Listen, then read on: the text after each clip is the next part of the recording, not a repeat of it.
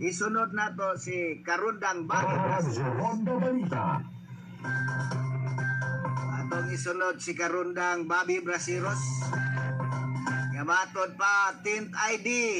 Mi pasiugda sa mass surrender sa Talaingod, Davao del Norte.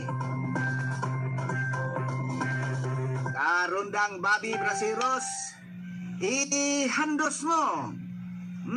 Sige.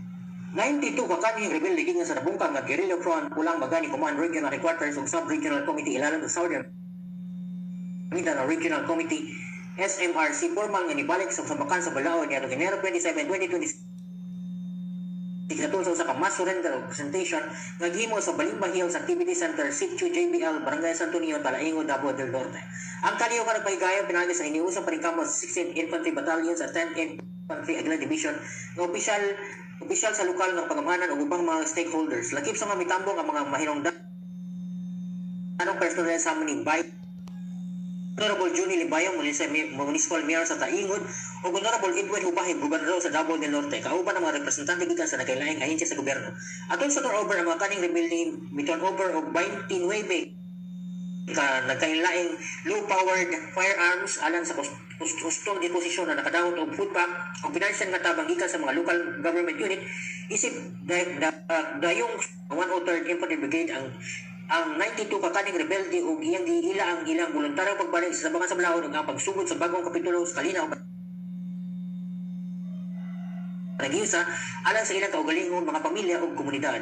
Ipasayog na ni Major General Alvin Luzon, Commander sa 10th Infantry Aguila Division, nga ang maong kalihukan dili lang sa surrender kundi usa ka hinuusap panungganan alang sa voluntaryong kalinaw ug kalabuan. Ang mga kaning rebelde voluntaryong surrender human nilang piliwan ang dalan sa kalinaw para giusa og rekonsilyasyon nga gimaniaw sa ilang tinguha nga masiguro ay ninigo sa panikamo sa 10th Infantry Aguila Division, mga local government units ug giyawi nga mga stakeholders na pagkita sa lingon ng panikamo sa division sa buday nga mga kadaugan sa insurgency free nga mga komunidad sa rehiyon sa Davao pagbugong sa